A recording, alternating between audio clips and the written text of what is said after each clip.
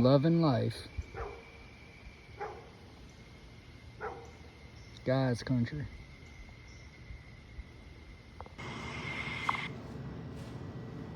That's a little spot on the Tickfaw River in Louisiana. A little creek arm that pretty close to the house. It's a short paddle on that kayak, and it's the best decision we ever made was moving on the water. When things feel bad, you can make it feel a lot better real quick.